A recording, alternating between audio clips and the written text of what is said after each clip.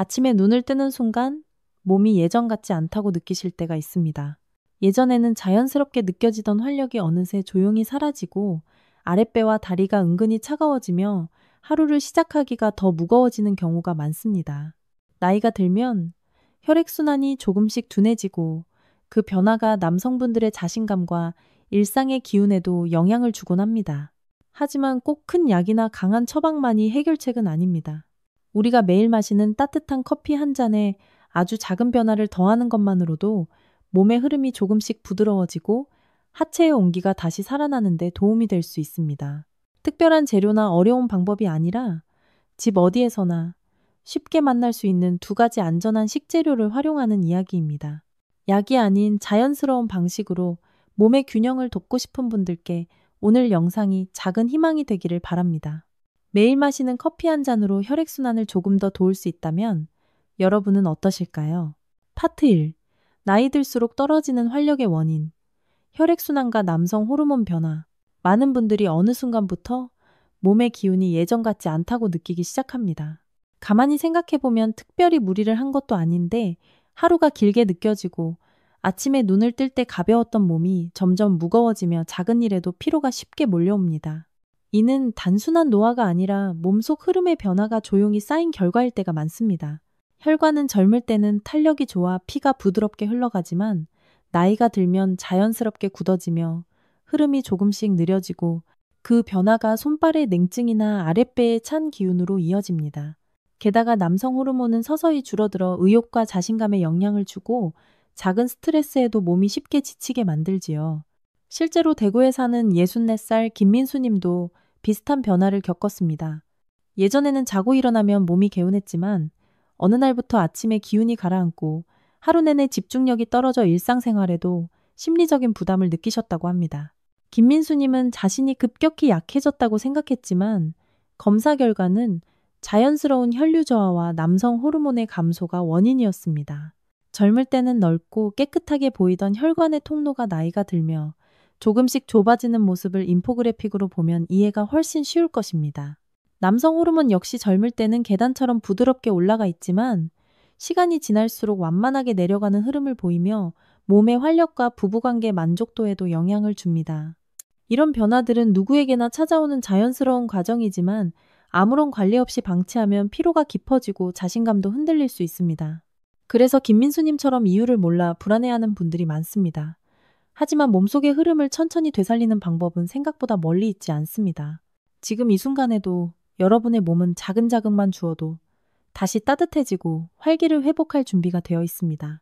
젊을 때와 나이가 들었을 때의 혈관 흐름을 비교한 그림이 있다면 여러분께서도 쉽게 그 변화를 이해하실 수 있을 텐데 오늘은 그런 변화가 왜 일어나는지 그리고 어떻게 부드럽게 도와줄 수 있는지를 차근차근 설명드릴 예정입니다. 김해에 사는 59살 박지훈님 역시 처음에는 이유를 찾지 못해 막막했다고 말합니다. 예전에는 퇴근 후에도 산책을 즐길 만큼 여유가 있었지만 점점 몸이 무거워지고 작은 계단도 숨이 차며 자신감이 크게 떨어졌다고 합니다. 실제 검사에서도 특별한 병은 없었지만 혈관의 탄력이 낮아지고 남성 호르몬 수치가 서서히 내려가며 전신 피로가 쉽게 쌓이는 상태였습니다. 이처럼 뚜렷한 질병이 없어도 혈류 흐름과 호르몬 변화가 누적되면 온몸이 무겁고 의욕이 떨어지며 일상의 활력이 줄어듭니다. 특히 하체로 흐르는 피가 느려지면 아랫배와 다리가 차가워지고 이 변화가 밤 시간의 자신감에도 직접적인 영향을 주는 경우가 많습니다. 그래서 많은 분들이 본인의 체력이 갑자기 떨어졌다고 느끼지만 사실은 몸속에서 서서히 진행된 변화가 이제야 겉으로 드러나는 것일 뿐입니다. 만약 이 흐름을 조금만 이해하고 몸에 맞는 작은 습관을 더한다면 피로감은 줄고 아침의 회복력도 한층 좋아질 수 있습니다. 오늘 영상에서는 그 변화의 구조를 쉽게 이해하실 수 있도록 젊었을 때와 나이가 든 이후의 혈류, 흐름 비교 그림을 함께 떠올리며 설명드릴 예정입니다. 몸속의 흐름은 단단한 근육보다도 화려한 운동보다도 작은 온기와 부드러운 자극에 훨씬 민감하게 반응한다는 사실을 기억해 주시면 좋겠습니다. 부산에 사는 62살 이정호님은 꾸준히 운동을 했음에도 피로가 쉽게 쌓이고 활력이 떨어지는 이유를 이해하지 못해 답답해 하셨습니다. 하지만 검진을 통해 남성 호르몬이 서서히 줄어드는 흐름과 혈관의 탄력 저하가 겹치면서 몸의 회복력이 예전보다 느려진 상태라는 것을 알게 되었고, 그제야 마음이 한결 편안해졌다고 합니다. 몸속에서 일어나는 이러한 변화는 누구에게나 자연스럽게 찾아오는 과정이며, 이를 두려워하거나 부끄러워할 이유는 전혀 없습니다. 오히려 이 흐름을 정확히 이해할 때 비로소 몸을 더 잘 돌볼 수 있는 지혜가 생깁니다. 호르몬 변화는 감정과 기운에도 영향을 미치기 때문에 스스로를 탓하기보다는 몸이 보내는 신호를 가만히 들어주는 것이 필요합니다. 오늘 영상에서는 이러한 변화가 어떤 식으로 진행되는지, 그리고 일상에서 어떤 방식으로 도울 수 있는지 차근차근 안내해 드리겠습니다. 그렇다면 혈액순환을 부드럽게 도울 수 있는 아주 간단한 방법은 무엇일까요? 곧 이어 설명드립니다. 파트 2. 계피. 따뜻함과 혈액순환을 돕는 천연재료. 나이가 들면서 몸이 서서히 차가워지는 느낌을 경험하신 분들이 많습니다. 특히 아랫배와 손발이 쉽게 식고 조금만 움직여도 피로가 오래가는 경우가 많지요. 이런 변화는 혈액이 몸 구석구석까지 충분히 돌지 못해 생기는 자연스러운 현상입니다. 이런 흐름을 조금 더 부드럽게 도와줄 수 있는 음식 중 하나가 바로 계피입니다. 계피는 오래전부터 몸을 따뜻하게 하고 순환을 도와주는 재료로 사용되어 왔고, 현대 연구에서도 일정 부분 이러한 특징이 확인되면서 많은 분들이 관심을 갖고 있습니다. 서울에 사는 61살 최동수님도 겨울만 되면 손발이 유난히 차가워지고 밤이 되면 아랫배가 시린 느낌이 자주 찾아와 고민이 깊었습니다. 병원에서 큰 이상은 없다고 했지만 일상생활의 불편함은 계속되자 자연스럽게 몸을 덮이는 식재료들을 찾아보기 시작했습니다. 그러다 계피가 혈류를 돕고 몸의 온도를 부드럽게 올리는 데 도움이 될 수 있다는 정보를 접하고 꾸준히 섭취하기 시작했습니다. 커피나 차에 티스푼 반 정도를 소량 섞어 마셨을 뿐인데 며칠 지나지 않아 손끝의 차가움이 한결 줄고 움직일 때 가벼워진 느낌을 받았다고 합니다. 이러한 변화를 설명할 때 실론 계피와 카시아 계피의 차이를 보여주는 간단한 비교표가 있다면 많은 분들이 더 쉽게 이해하실 수 있을 것입니다. 계피는 종류에 따라 성질이 다르고 몸에 미치는 영향에도 차이가 있습니다. 마트에서 흔히 볼 수 있는 카시아 계피는 향과 매운맛이 강해 혈액순환을 돕는 힘이 비교적 크지만 장기간 많은 양을 섭취하면 간에 부담을 줄 수 있는 성분이 들어있어 주의가 필요합니다. 반면 실론 계피는 향이 부드럽고 독성이 적어 매일 조금씩 섭취하기에 훨씬 안전한 편입니다. 부산에 사는 58살 박은철님은 처음에 카시아 계피를 사용했다가 위가 쓰린 느낌이 있어 걱정이 되었다고 합니다. 그러나 실론 계피로 바꾸고 난 뒤에는 그런 불편함이 거의 없어졌고 몸 전체가 은근히 따뜻해지는 느낌이 들어 식사 후 따뜻한 차에 반 티스푼 정도를 타서 꾸준히 드셨다고 합니다. 계피의 이러한 따뜻한 성질은 특히 하체가 쉽게 차가운 분들, 겨울이면 배와 허리가 뻣뻣해지는 분들에게 조금이나마 편안함을 줄 수 있습니다. 다만 속이 약한 분들은 공복보다는 식후에 드시는 것이 더 안전하며 하루에 너무 많은 양을 섭취하는 것은 피하시는 것이 좋습니다. 계피 파우더를 티스푼 반 정도 담은 작은 사진이나 그림이 함께 소개된다면 적정량을 가늠하는 데 도움이 될 것입니다. 이렇게 몸에 부담이 적은 방식으로 계피를 활용하면 혈액이 흐르는 길을 조금씩 부드럽게 열어주는 데 도움이 되고 일상의 피로나 차가운 증상도 한결 가벼워질 수 있습니다. 계피는 무엇보다 활용이 간편하다는 점이 큰 장점입니다. 아침에 드시는 블랙커피에 조금 섞어도 되고 저녁에 마시는 따뜻한 차에 넣어도 좋습니다. 요거트나 꿀물을 즐기시는 분이라면 그 위에 살짝 뿌려 드시는 것도 손쉬운 방법입니다. 인천에 사는 63살 김정우님은 처음에는 계피의 향이 낯설어 잘 맞지 않는다고 생각했지만 요거트 위에 아주 소량을 뿌려 먹는 방식으로 시작하면서 점차 자연스럽게 섭취할 수 있게 되었다고 말합니다. 무엇보다 몸의 온도가 천천히 올라가면서 아침에 묵직함이 덜해지고 저녁에 다리가 시리는 느낌도 한결 좋아져 일상의 만족도가 크게 높아졌다고 합니다. 이렇게 계피는 특별한 준비 없이도 생활 속 어디에서나 활용할 수 있는 재료이기에 꾸준히 섭취하기에 부담이 적습니다. 혈액순환이 부드러워지면 기분과 컨디션에도 긍정적인 변화가 찾아오니 오늘 소개한 내용을 일상에서 가볍게 시도해 보시는 것도 좋겠습니다. 계피만으로도 도움이 되지만 여기에 하나를 더하면 효과가 한층 부드럽게 올라갑니다. 다음 이야기에서 그 재료를 차근차근 안내해 드리겠습니다. 파트 3. 생강. 몸을 따뜻하게 하고 활력에 기여하는 식재료. 나이가 들수록 배와 가슴은 뜨거운데 손발과 하체는 유독 차가운 느낌이 드는 분들이 많습니다. 몸의 온도가 고르게 유지되지 못하면 혈액순환이 불편해지고 쉽게 피로해지며 전신 기운도 떨어질 수 있습니다. 이런 변화가 은근히 일상생활의 활력을 빼앗기도 하지요. 이럴 때 몸속 깊은 곳까지 부드럽게 따뜻함을 전해주는 재료가 바로 생강입니다. 생강의 매운맛을 내는 진저올 성분은 체온을 유지하고 순환을 돕는 데 널리 알려져 있으며 몸의 흐름이 더딘 분들에게 작은 불씨 같은 역할을 해줍니다. 대전에 사는 64살 장혜준 님도 몸이 쉽게 차가워지고 조금만 움직여도 피곤함이 오래가는 증상이 있어 고민이 깊었습니다. 특히 겨울이면 손끝이 얼어붙는 것 같아 장갑을 벗기 힘들 정도였지요.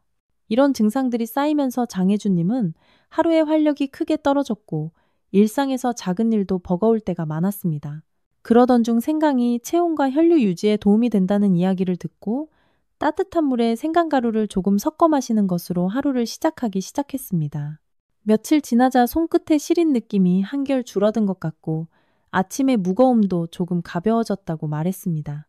생강이 건조되면서 진저올이 쇼가올이라는 성분으로 바뀌는 과정을 간단한 도식으로 보여주면 이러한 변화가 왜 몸에 따뜻함을 주는지 쉽게 이해하실 수 있을 것입니다. 그리고 생강 가루를 티스푼 3분의 1에서 절반 정도 사용하는 것이 적절하다는 시각 자료도 함께 떠올리면 부담 없이 시작할 수 있습니다. 생강을 활용할 때에는 종류에 따라 몸에서 느껴지는 반응도 조금씩 달라질 수 있습니다. 생생강은 향과 자극이 강해 위가 약한 분들이 드시면 속이 불편할 수 있고 당뇨가 있는 분들은 생강에 포함된 특정 성분이 혈당 변화에 영향을 줄 수 있어 양을 조절하는 것이 좋습니다. 반면 말린 생강가루는 생강 특유의 강한 자극이 완화되고 체온을 유지하는 데 도움이 되는 성질이 부드럽게 남아있어 시니어 분들이 드시기에 훨씬 편안합니다. 광주에 사는 62살 김태성님은 처음에 생강을 그대로 갈아서 차에 넣어 드셨다가 소화가 잘 되지 않아 금세 포기했다고 합니다. 그러나 말린 생강 가루로 바꾼 뒤에는 자극이 훨씬 덜해 부담 없이 마실 수 있었고 식후 따뜻한 생강차를 한 잔 마시면 배가 편안해지는 느낌이 들었다고 합니다. 이렇게 생강의 형태만 바꿔도 몸에서 느껴지는 부드러움의 정도가 크게 달라집니다. 속이 약한 분들은 공복에 드시는 것보다 식사 직후에 소량으로 시작하는 것이 더 안전하며 당뇨가 있으신 분들은 양을 너무 과하게 늘리지 않는 것이 좋습니다. 생강은 몸을 따뜻하게 하는 힘이 있어 도움을 줄 수 있지만 체질과 상황에 맞게 섭취하는 것이 무엇보다 중요합니다. 생강을 일상에서 활용하는 방법은 매우 다양하고 간단합니다. 아침에 드시는 커피에 생강 가루를 티스푼 3분의 1 정도만 살짝 넣어도 되고 향이 부담스러우면 따뜻한 생강차로 천천히 시작하셔도 좋습니다. 음식에 활용하려면 생강 가루를 소량 넣어 조리해도 전혀 무리가 없고 저녁 식사 후 따뜻한 물에 소량을 풀어 마시는 것도 배의 긴장감을 완화하는 데 도움을 줄 수 있습니다. 인천에 사는 66살 이명호님은 생강향이 너무 강해 처음에는 커피에 섞어 마시는 것이 어려웠지만 생강차로 천천히 익숙해진 뒤 커피에도 아주 소량을 넣기 시작했다고 합니다. 그 결과 아침에 차가움이 한결 줄고 평소보다 몸이 가볍다는 변화를 직접 느꼈다고 합니다. 이렇게 작은 양으로 부담 없이 시작하면 생강의 따뜻한 성질을 자연스럽게 활용할 수 있습니다. 생강 가루의 향이 강하다면 티스푼 3분의 1 이하로 더 줄여도 괜찮으며 몸의 상태에 따라 점차 양을 맞춰나가는 것이 좋습니다. 생강은 특별한 보약이 아니라 일상에서 편하게 사용할 수 있는 재료이기에 꾸준히 실천할수록 몸의 변화가 더 부드럽게 느껴질 것입니다. 이 두 가지가 합쳐지면 하루 시작이 달라지는 이유, 곧 이어 설명드릴게요. 파트 4. 황금 커피 레시피. 계피 플러스 생강 플러스 블랙커피의 안전하고 쉬운 조합. 아침에 마시는 커피 한 잔은 많은 분들의 일상을 깨우는 작은 의식처럼 느껴집니다. 잠들어 있던 몸을 깨우고 머리를 맑게 해주며 하루의 첫걸음을 부드럽게 도와주는 역할을 하지요. 커피 속의 카페인은 혈액이 몸 전체를 순환하는 데 필요한 가벼운 자극을 주어 아침 활력을 올리는 데 도움이 되고 이 점 때문에 오랜 기간 많은 분들이 자연스럽게 커피를 즐겨왔습니다. 여기에 계피와 생강을 아주 소량 더하면 따뜻함과 순환이 더해져 몸이 한층 가벼워지는 느낌을 받을 수 있습니다. 서울에 사는 65살 윤성호 님도 아침마다 블랙커피를 마시며 하루를 시작했지만 어느 날부터 커피만으로는 몸이 충분히 풀리지 않는 것 같아 고민이 깊었습니다. 그러던 중 계피 반 티스푼과 생강가루 3분의 1 티스푼을 커피에 살짝 섞어 마셔보라는 조언을 듣고 조심스럽게 시도해 보았습니다. 며칠 지나지 않아 손발의 차가움이 조금 줄고 아침에 집중력이 훨씬 좋아졌다는 변화를 느꼈습니다. 계피가 몸을 은근히 따뜻하게 해주고 생강이 기초 체온을 지켜주며 혈류를 돕기 때문에 이 세 가지 조합은 과하지 않으면서도 일상의 활력에 작게 기여할 수 있습니다. 이때 블랙커피 1컵, 실론계피 반 티스푼, 생강가루 3분의 1 티스푼을 사용하는 단순한 레시피 카드를 함께 떠올리면 훨씬 쉽게 만들 수 있습니다. 계피와 생강을 부담 없이 섭취하기 위해서는 양을 지키는 것이 무엇보다 중요합니다. 하루에 너무 많은 양을 넣으면 자극이 강해 속이 불편할 수 있고 특히 계피는 과다 섭취할 경우 간에 부담을 줄 수 있어 적정량을 지키는 것이 필요합니다. 그래서 실론계피를 사용하는 것을 권하며 매운맛이 강한 카시아 계피는 소량으로만 활용하는 것이 좋습니다. 또한 생강가루 역시 티스푼 3분의 1을 기준으로 하되 향이 부담스러우면 그보다 더 적은 양으로 시작해도 충분합니다. 부산에 사는 63살 박영수님은 처음에 커피에 생강과 계피를 섞어 마시는 것이 낯설어 어렵다고 느꼈지만 블랙커피 대신 디카페인 커피로 바꾸고 꿀 한 티스푼을 아주 소량 넣자 훨씬 부드럽게 마실 수 있었다고 합니다. 이렇게 디카페인이나 꿀을 활용한 대체 버전은 카페인에 민감하거나 속이 약한 시니어분들께 훨씬 친화적인 선택이 될 수 있어 부담 없이 시도해 볼 수 있습니다. 다만 꿀을 넣을 때에는 끓는 물보다 식힌 물에 넣어야 좋은 성분이 훼손되지 않으며 당뇨가 있는 분들은 꿀 사용을 피하거나 아주 소량만 사용하는 것이 좋습니다. 무엇보다 믹스커피는 설탕과 크림이 많아 혈류에 부담을 줄 수 있으므로 가능한 피하는 것이 좋고 적정량의 블랙커피를 사용하는 것이 가장 안전합니다. 이 황금 조합을 실천할 때에는 몇 가지 주의사항도 함께 기억하시면 도움이 됩니다. 먼저 고혈압이나 당뇨약을 복용 중인 분들은 커피에 들어있는 카페인과 계피의 따뜻한 성질이 약물작용에 영향을 줄 수 있어 식후에 드시거나 의사와 상의하는 것이 안전합니다. 속이 약한 분들도 공복에 드시는 것보다 식사 후에 드시는 편이 더 편안하게 느껴질 수 있습니다. 하루 여러 잔을 마시기보다는 아침 한 잔으로 충분하며 몸의 반응을 천천히 느끼며 양을 조절하는 것이 좋습니다. 인천에 사는 61살 권도윤님은 처음에 커피를 2잔까지 늘려 마셨다가 밤에 잠이 잘 오지 않는 경험을 하고 아침 한 잔으로 줄이자 몸의 리듬이 훨씬 안정되었다고 말합니다. 이렇게 자신의 몸이 어떻게 반응하는지 천천히 살피는 과정이 무엇보다 중요합니다. 눈에 띄는 변화는 크게 없을 수 있지만 몸속의 따뜻함과 순환은 천천히 쌓이며 조금씩 일상을 편안하게 만들어줍니다.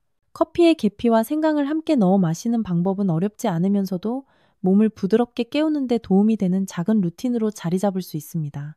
하지만 마시는 것만으로는 조금 부족합니다. 다음 내용이 실천 효과를 크게 높여줍니다. 파트 5. 짧지만 강한 습관. 와이드 스쿼트 1. 2분. 아침에 몸은 생각보다 작은 자극에도 크게 반응합니다. 특히 하체 근육은 혈액을 끌어올리고 순환을 돕는 데 중요한 역할을 하기 때문에 짧은 시간이라도 이 부분을 움직여주면 하루의 기운이 달라지곤 합니다.